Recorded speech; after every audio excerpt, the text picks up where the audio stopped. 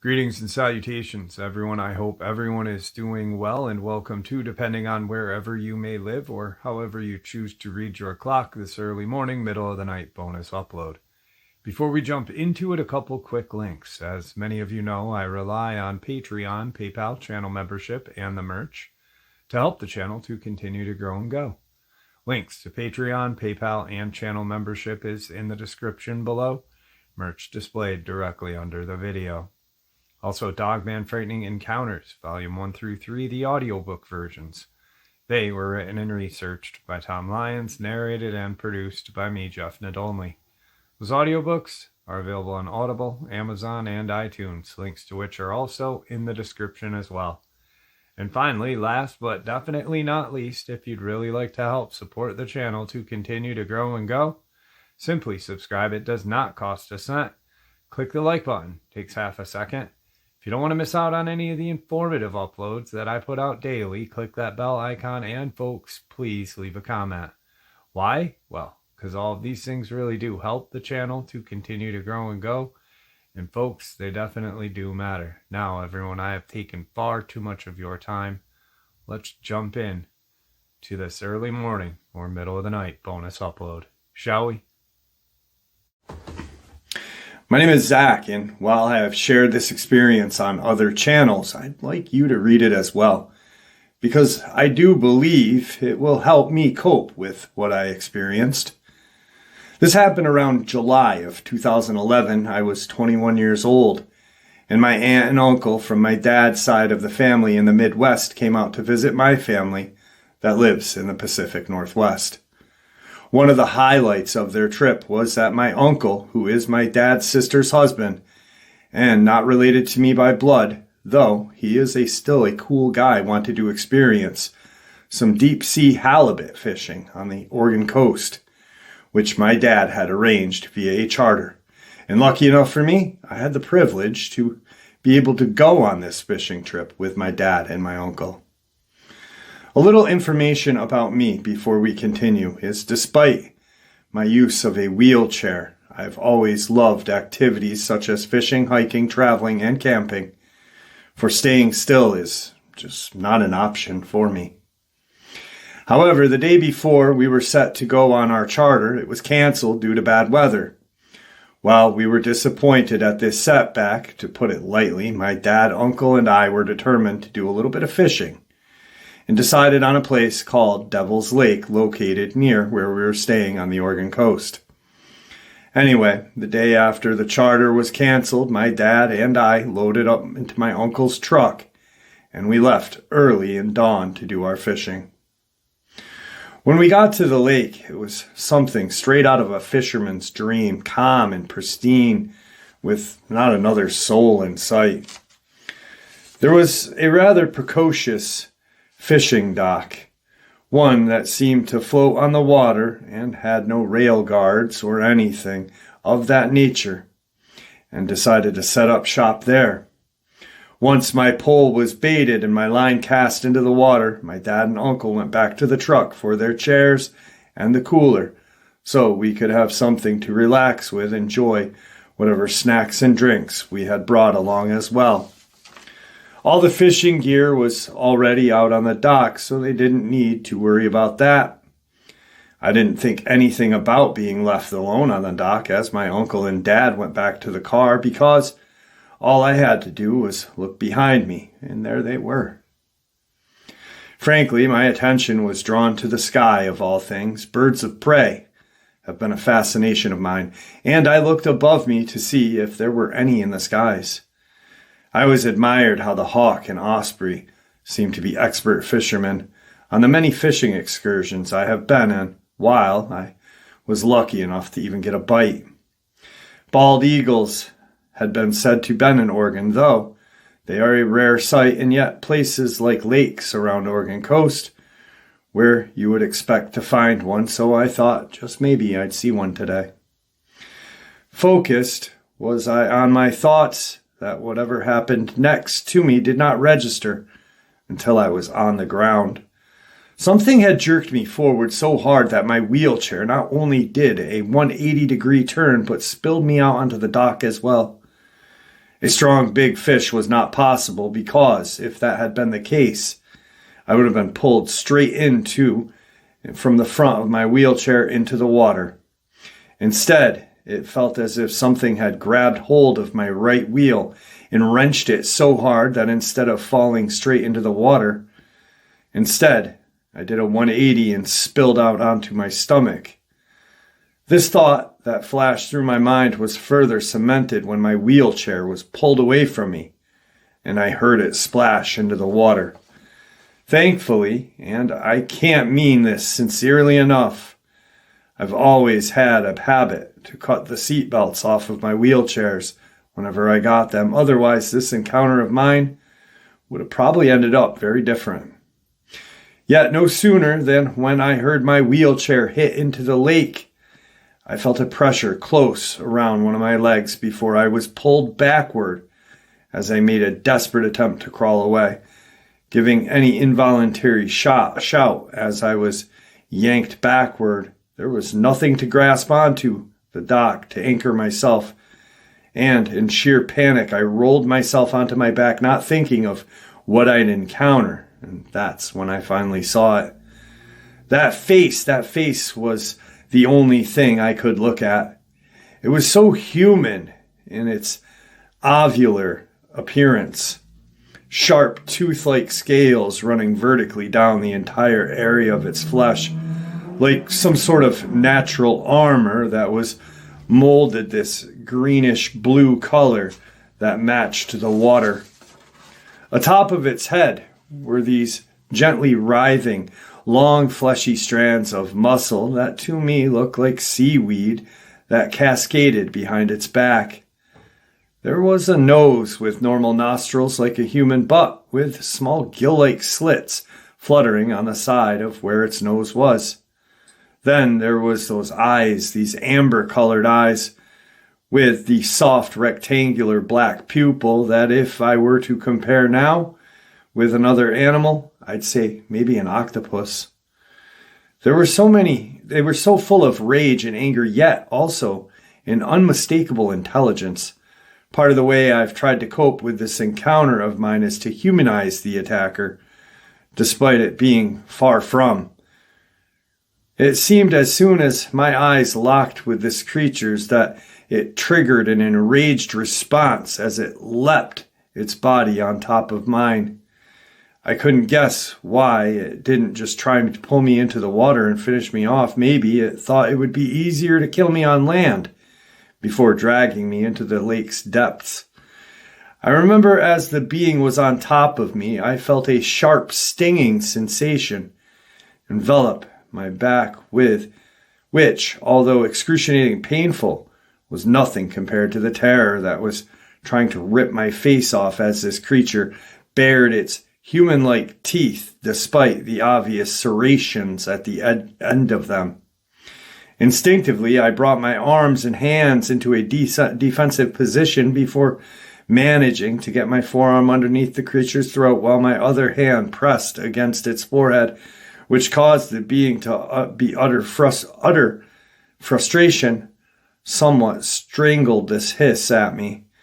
I know I was screaming frantically at the top of my lungs. I know I was crying. There was no time to think, just act in that situation, and that's what I did until my uncle came and struck the creature in the face and head with his boot repeatedly. Almost simultaneously, my dad struck the being in the back of the head with a fishing club, the weapon breaking on the fifth strike over its skull. It was here the being's grip loosened, and I was pulled away while at the same time hearing something heavy sliding back into the water at what I assumed was the creature retreating. From there, I was carried back into my uncle's truck with my dad and uncle barking orders at each other. I remember being sat up in the back of my uncle's truck because apparently I had several lacerations all over my back, and my dad sat beside me the entire ride while my uncle drove us to the nearest hospital while simultaneously calling an ambulance for me. The attack couldn't have lasted longer than a minute of time from the time it grabbed me from my chair to when my dad and uncle started fighting this thing off of me. At the hospital, my uncle and dad blamed the nature of my wounds upon a mountain lion, which I went along with because none of us had the energy to try and explain what we saw. There were lacerations on my arms, back, and even on my leg where the creature had grabbed me that satisfied the doctors enough with our response. Eventually, when I brought the subject up with my uncle and dad, they told me the same thing. They heard me screaming and saw this large being pressed atop of me. When they rushed in, they got a very good look at it, and both of them described the same thing. It was about the size of an average man, maybe 6 feet, and those same sharp, toothy-looking scales adorned its entire body, along with the same molded blue-grayish-green skin. Its strong arms were wrapped behind my back as it tried to take a bite out of my face and head. From its back of its neck to the base of its spine, there was apparently a single uniformed row of sturdy, sharp-looking spines, almost like a crocodile, but more defined. They said my attacker had strong-looking legs as well that ended in large taloned feet that were planted on either side of me as the creature was trying to finish me off. Yet the freakiest element to the being, according to my uncle and dad, was the being's giant tail that was almost the length of its entire body. They said it looked like the stereotypical mermaid tail, except with a sharp-looking scales and a single uniform row of spines on either side and top of the tail. Furthermore, when my dad recalled hitting the beast, he noted that no matter how hard he hit it, there was no blood or bruising, as if the animal's hide was natural armor, which I would not argue. A decade has passed since this incident, and I don't think I am worse for wear because I've had plenty of time to cope with what happened, mostly by researching what happened to me and trying to make sense of it. Interestingly enough, I found that there were reports of a lake monster in Devil's Lake, but the description of said beast is that of an octopus, not a mermaid-type creature. In fact, the only reference to mermaids in the Pacific Northwest that I found was an Inuit legend known as the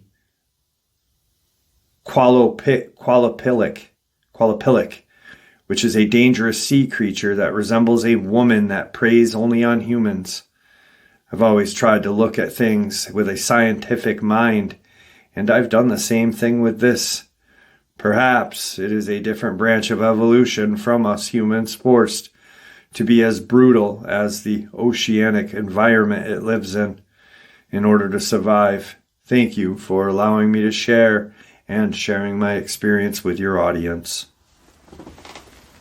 Now, as you can see, why I said if you are a parent, you would know that that experience is terrifying. Thinking back on it, we're talking 13 years. And the way he describes everything, he must have been in his teenage years. Judging on, how he describes everything, as looking up for birds and being excited to be with his dad and uncle, this and that. And even if he was in his 20s, his young 20s, this is an absolutely terrifying experience, being trapped in a wheelchair anyway. And then to think a little bit about the encounter and what he encountered. His description of the creature, the eye, and this reptilian kind of tail. It had legs, so it was not the typical mermaid. Yet, the only kind of creature mentioned in the Devil's Lake is one that looks like an octopus. He described an eye, right? And then the Inuit legend. So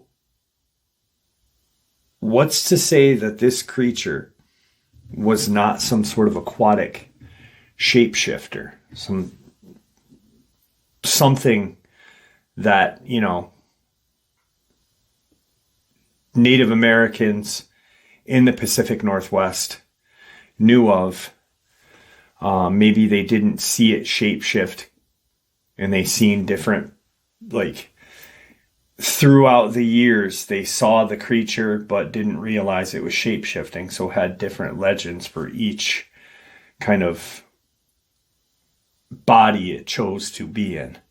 Like maybe it only went for two, an octopus-like creature and this Inuit legend of a creature that drags unsuspecting victims to their death in the depths of the water. Just a theory, just a thought, but it makes a lot more sense than just how he described its eye, and I've thought about that since my first time narrating this, and also at how young he must have been during this encounter, because 2011, that's 13 years ago. So, if he was, let's say he's 30 now, 17 then. Insane, just insane. I could never imagine taking one of my kids fishing and having something like that happen to them.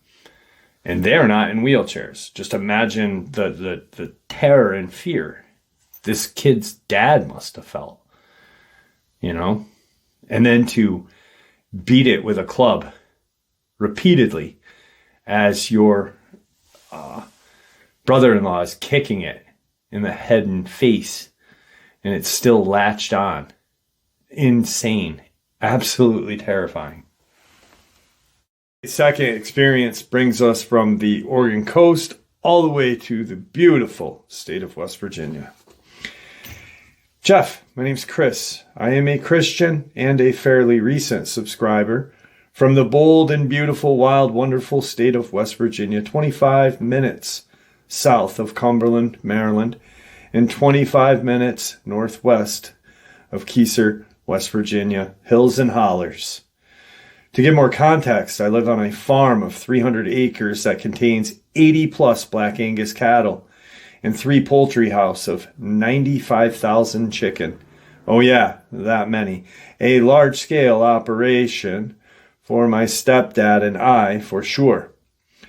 I've never noticed anything strange on this property, but his family has had this farm and acreage for many generations, so God knows what they encountered.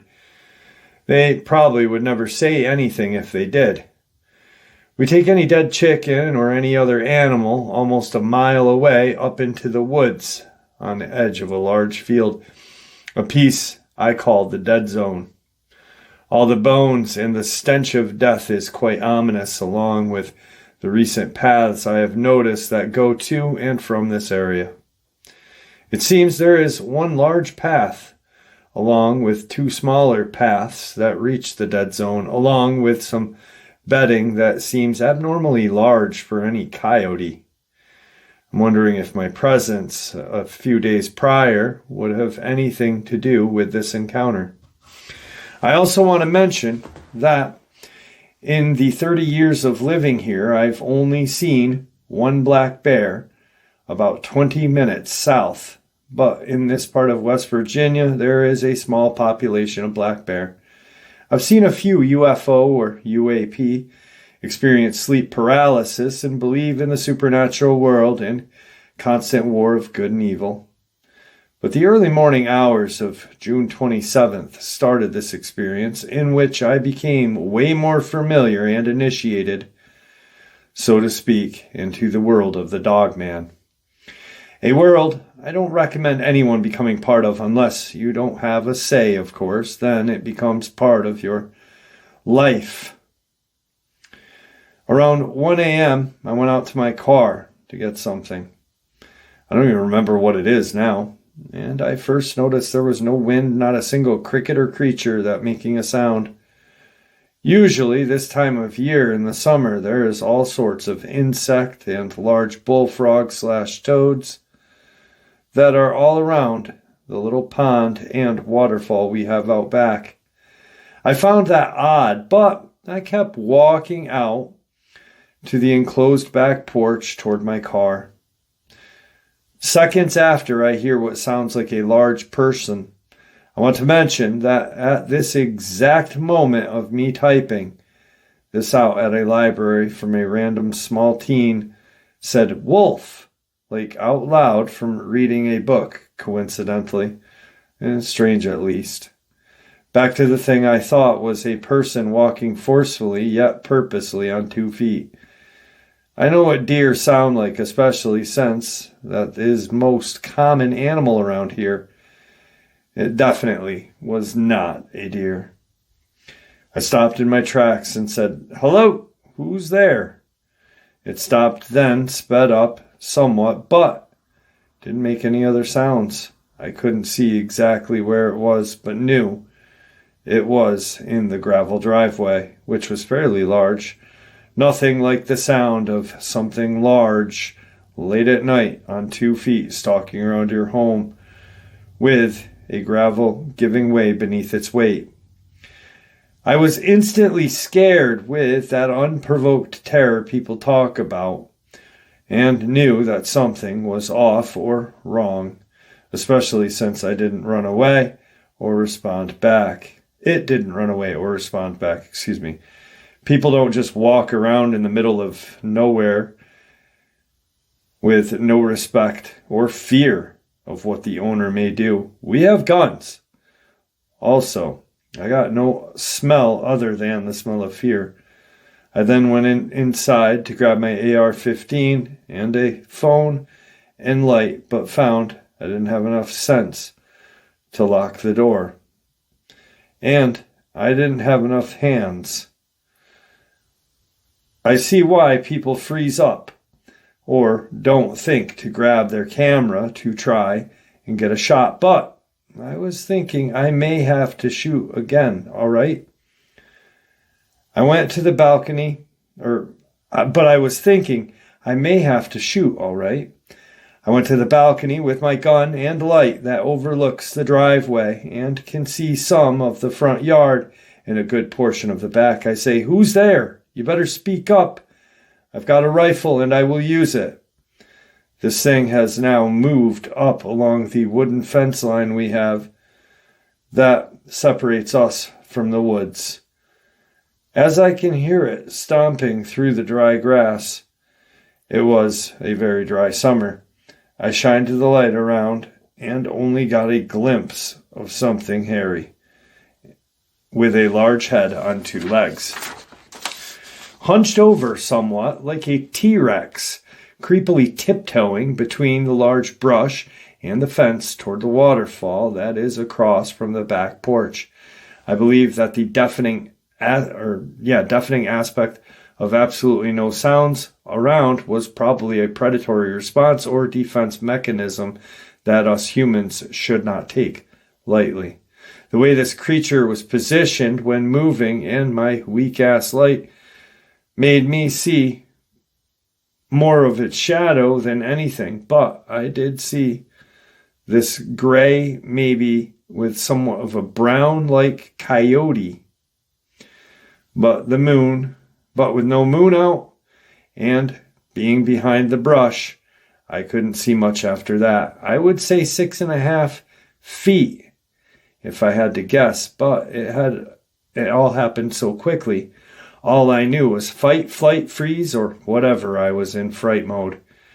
I did at least leave the porch lights on while making sure the inside lights were off. I went to the guest/TV room that has one window looking out upon the front porch, though I did pull the blinds down. I grabbed my phone with 911 punched in and ready to go, mind you, along with the AR and bunkered down in the room. This could be a battle for my life. I tried to position myself where I could move quick if need be while keeping an eye on the hallway to my right and front porch window to my left. Within 15 minutes, I noticed something moving around up and down the steps on the front porch along with noises in the backyard still. Now, it really hits me. There are more than one of these things.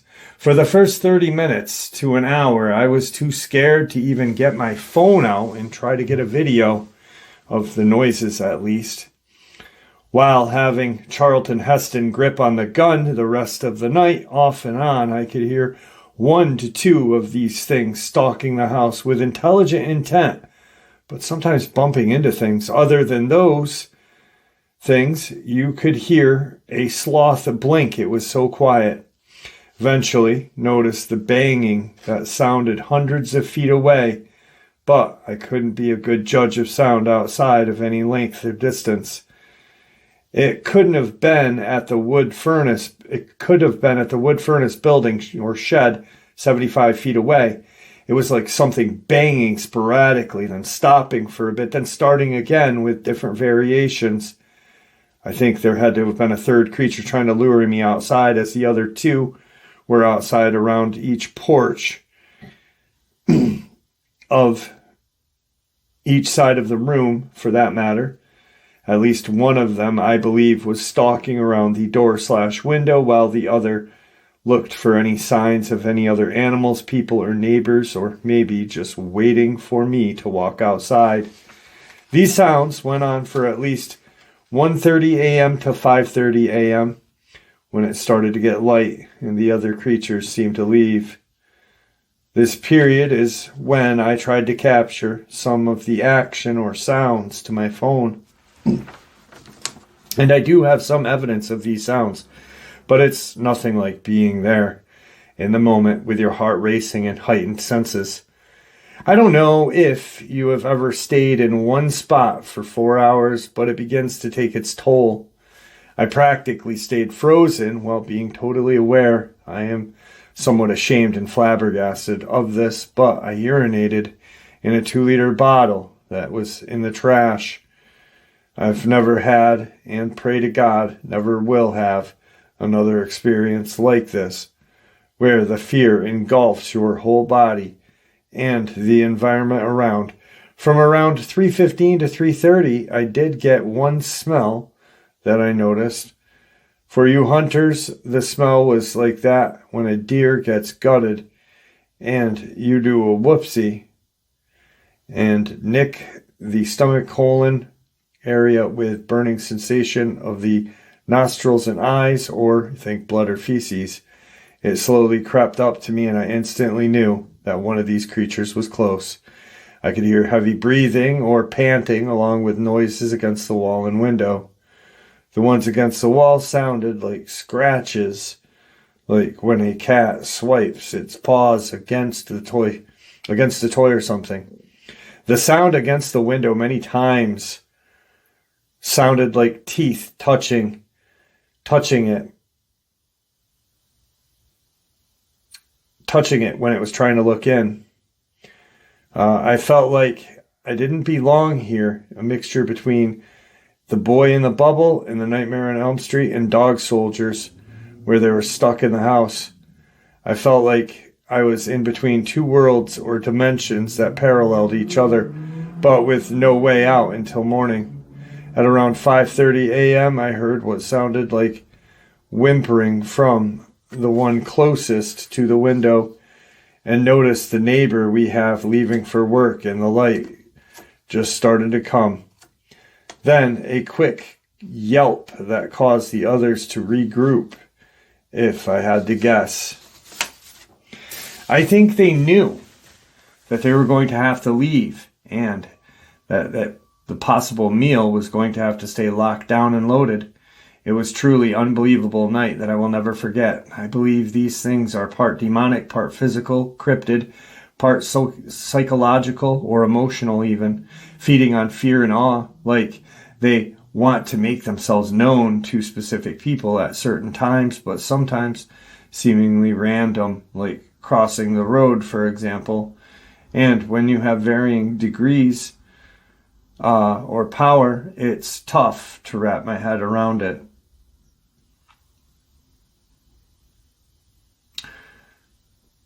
But I know the Lord was with me every step of the way. I guess I just had to go through it, experience it to be more refined by coming out of the fire of fear with the hellish experience. Now I just stay keenly aware of my surroundings while praying beforehand. And I go out even near beforehand. If I even go out near the woods or anything alone at night, I may not hunt this year, but I will make sure to next. I find that anything worth understanding should be looked through a biblical lens to try and make sense of things more clearly. I wish we could rid the world of these things, and wish the government powers to be at least tell the truth and inform us about these beasts in our national state parks or even in our backyard while protecting and serving the people. Even though this terrifying experience will forever be solidified into my being, and family and friends don't believe me or even try to understand, I will never forget this night that changed me, and I think made me into a better person overall. God says we should hold domination over all animals or beasts on this earth, but that does not mean to go and hunt them either. I believe that there is more of a spiritual issue than we could ever imagine, but sorry, I've done enough ranting. Thank you for allowing me to share. I do have photos from the next day of the aftermath of evidence which,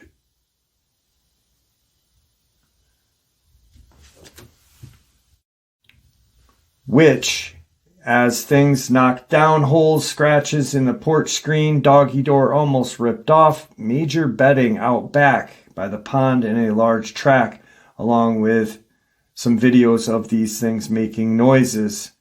But let me tell you, I'd be glad to share if I can get the technological side of my brain to get it done. Thank you, Jeff, for allowing me to share my encounter. You can, of course, share and edit this as you see fit. Oh yeah, I had one more encounter a couple days ago that may be of interest, but I'm just trying to be 100% real, tell the truth, and thankful for you and your great platform. I have this gentleman's email and a phone number. I'm going to get a hold of him because I want him to come on and share it.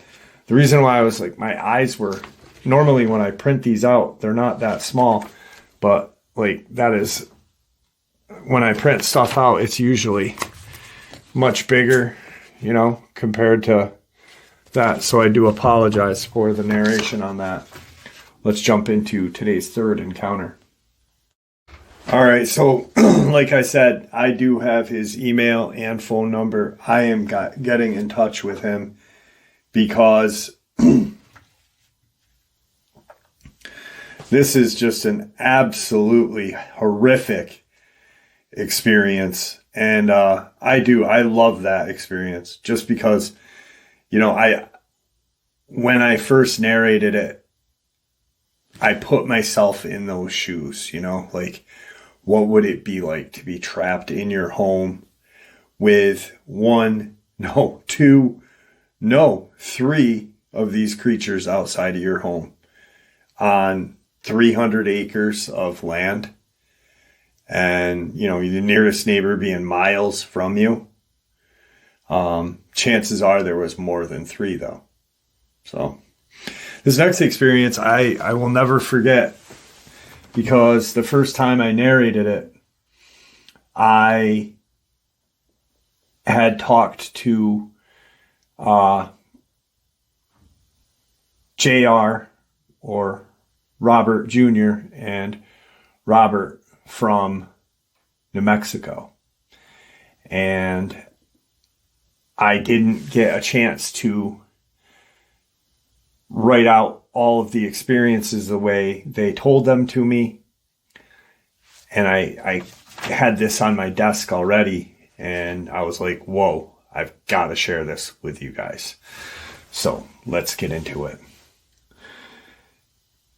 Jeff, I have a few experiences I thought you'd be interested in, and I also have a few pictures and some personal thoughts. You can use any of this. Just call me Brother Augustine. I am a Benedictine Catholic monk. I had my first encounter when I was 10. It was during the summer, right at dusk, and I decided to walk down to the creek that is behind my parents' home.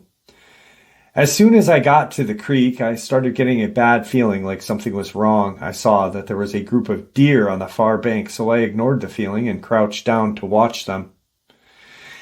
It started to get dark, so I stood up to leave, and the deer heard me and started to look around. Just then, I heard movement in the brush about a dozen or feet so to my right. I looked and saw a huge dark shape stand up and then leap 20 or so feet across the creek and land right in the middle of the group of deer. They scattered, and I gasped loud enough for this thing to hear me. And the shape suddenly turned and looked right at me. It was tall, lean, covered with medium-length black fur. It had a tail similar to that of a lab, and its head looked wolfish, but from what I remember, it was narrower and longer than a wolf's head. It made this long, low growl that sounded like something like a mastiff's growl, but with an almost grinding sound like chewing gravel. I turned and ran home as fast as I could. It scared me so bad I had nightmares for months, and I did not go back to that creek for at least 2 years. When it looked at me, I got an instant sense of dread and a feeling of evil. I told my parents, but of course they didn't believe me, so I just tried to pretend that it didn't happen. I told a few people years later, and they said it was a Sasquatch. I've only recently heard of Dogman. I have since found your channel, and it has helped fill in some of the gaps. Since then, I've had the feeling that I am being watched while in the woods, seeing things out of the corner of my eye, having rocks thrown at me, experienced 2 possible infrasound attacks, and something slapped the side of my home a few times. I've never seen anything else definitive through the years, though, until last year. I found myself my first Sasquatch track, and I saw something big sitting on a log that I couldn't explain. Then last month, I found a bunch of tracks and other weird stuff, stick structures, stacked rocks, etc. on my parents' property. And they told me they keep hearing something crashing into the side of the house at night. Anyway, I visited my parents for a couple weeks and went hiking every day. During those 2 weeks, I had my second real encounter. I was hiking about an hour and a half in, and I started to notice flashes of movement behind me. Then, a bit later, I had just walked over this huge rock that didn't move at all with my weight. And about 10 seconds later, I heard something large step on that same rock and made it shift. That got me walking a bit faster. Later, I heard something moving behind me, so I pulled out my phone and made a sweep behind me, taking photos. And the whole time, see first picture, which the pictures will be after this. What you can't see from this picture is there is a drop-off behind the trees that runs down to the stream. The Dogman was standing in that stream bed, making it roughly 7 to 8 feet in height. I kept walking and then started to hear breathing behind me. I took the first trail heading back that I found and kept my hand on my pistol the rest of the way back. It followed me the whole way to my car and at one point made what sounded like half a laugh, half a snarl.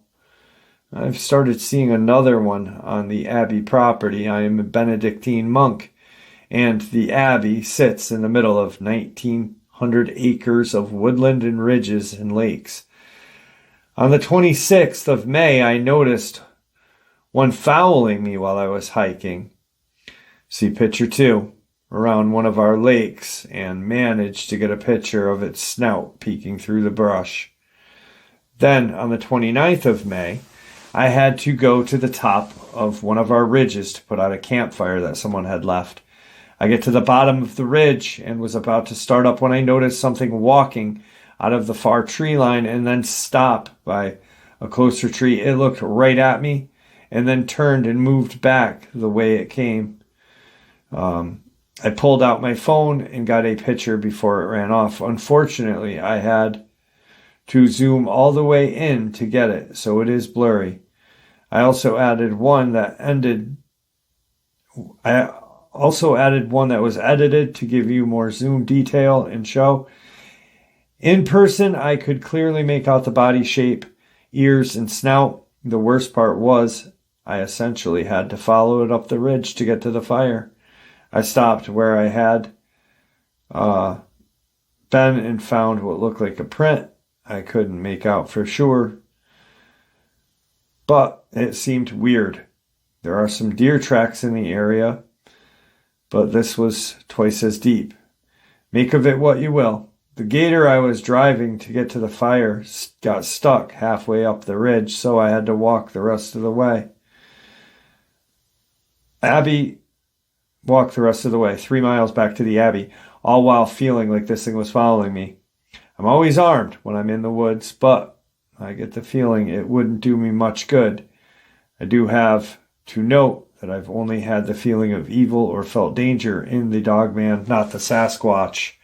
From my experiences and looking at a Christian tradition, the Book of Enoch, Old Testament passages, St. Thomas, and other sources, I personally believe there is a spiritual element to these creatures, Nephilim or similar.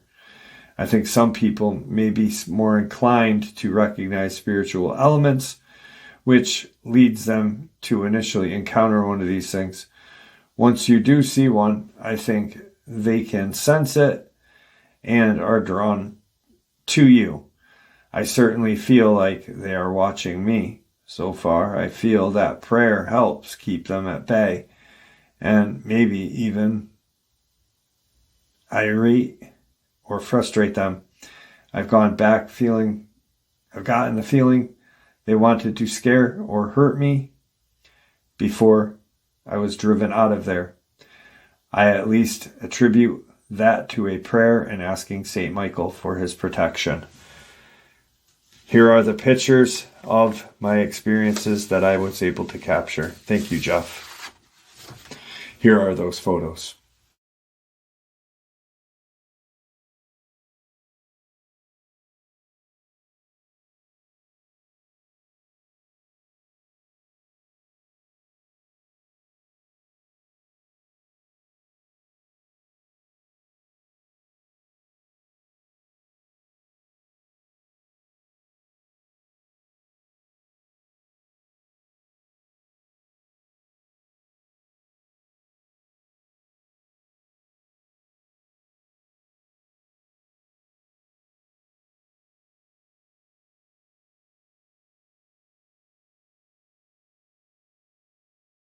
Those were the photos from the Benedictine monk.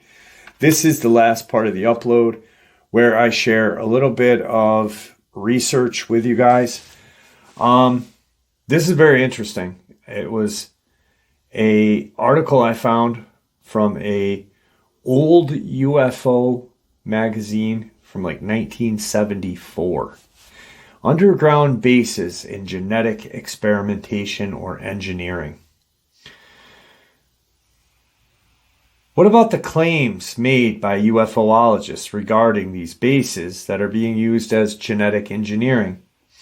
According to their assertions, it is in the lowest level, the 7th level of Dulce base, that the extraterrestrial reptilians are engaging in this kind of experimentation. Again, mythology supports this premise. Native American tribes across the country are the most vocal when it comes to this topic. The Hakarla Apache, whose headquarters is in Dulce, the Navajo, and the Hopi, have long-standing traditions of men's creation and emergence from beneath the surface of the earth. The Algonquin, thus did the lowermost world cave become overfilled with living things, full of unfinished creatures, crawling like reptile over one another in the dark blackness. In this matter, they don't stand alone. Berosus, a Babylonian priest, tells of hideous creatures that inhabited the underground realm. He described men who had one body but two heads, some with legs and horns of a goat, and even some with the hindquarters of a horse and body of a man. In short, there were creatures in which were combined with limb of another species of animal. These genetic experiments are, according to the reports from UFO advocates, being conducted by a group of reptilian beings in the lowest level of the space. Thomas Castiello, former senior security officer at the base, testified that the base at Dulce is a 7-level underground facility with the lower levels described as a series of natural caves. It is believed by Castiello that these caverns were used for different experimentation and extraterrestrial races in the remote past. In Hindu, the Naga, or serpents, once lived on Earth, but the great god Brahma sent them to live under the sea and in the 7th level of the underground realm called Patala. In the Sumerian descent to the netherworld, Inayana is required to pass through 7 gates to finally reach the bowels of the underworld. Aztec legends, the